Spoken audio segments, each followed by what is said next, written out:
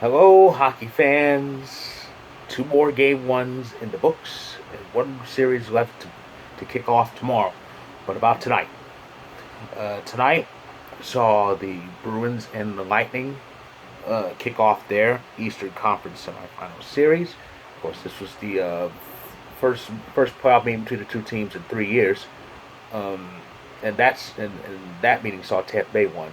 But Boston struck first tonight. The Bruins pretty much dominated. Um, Bruins pretty much dominated the game.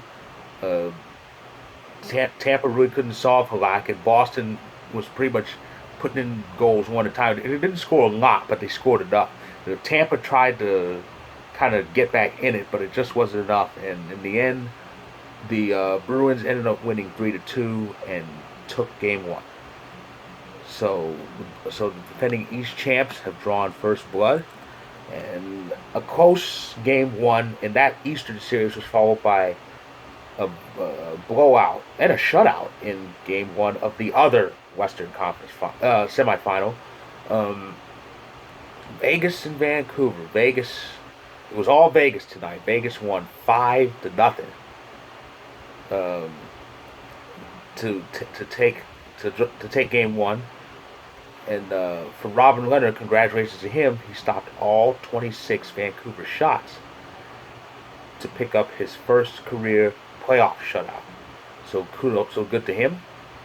And Vancouver looks like a shell of that team that took down St. Louis in round one. But so Vegas and Boston drew first blood in each of their series, and their games in game two of their series both take place on Tuesday, and it's a hell of a start for the Elite Eight, and but it does come with some news. Washington Capitals fired Todd Reardon after only 2 seasons. Of course, Reardon took over as coach of the Capitals in last season. Because strangely, after Washington won the Stanley Cup, their very first Stanley Cup in existence, after 44 years, they cut ties with Barry Trotz. I think I've read they couldn't afford him or didn't want to pay him. As ignorant as it sounds, to let go of a championship-winning coach, it's probably the latter. Didn't want to pay him. That's gratitude for you. Of course, Trotz ended up coaching the New York Islanders, and the Islanders have had a little bit of moderate success, but nothing real deep as of yet.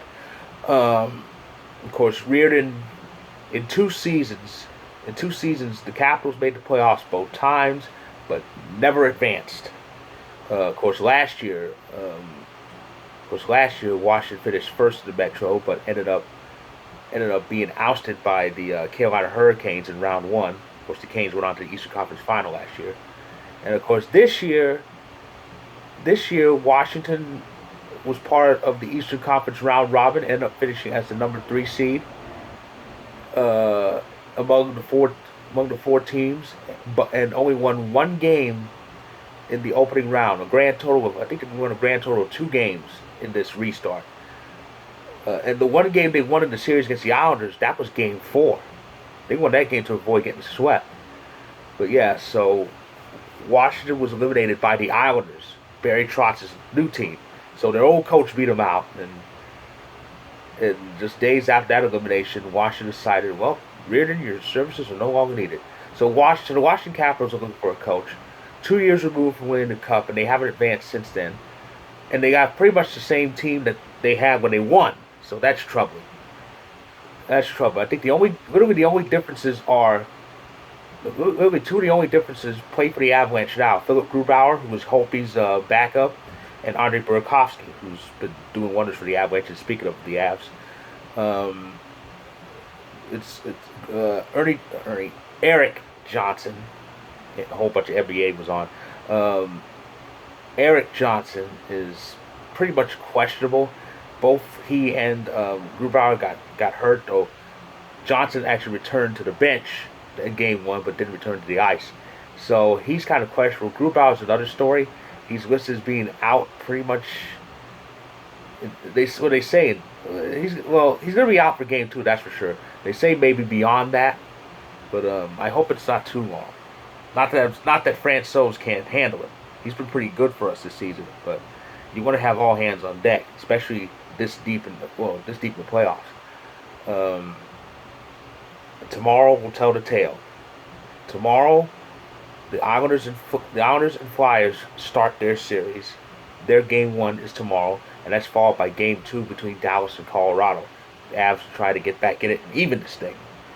So that's my review of what is officially the second day of the Elite Eight, and I'll be back tomorrow night to recap tomorrow's action. Hopefully, it comes with an Avalanche victory.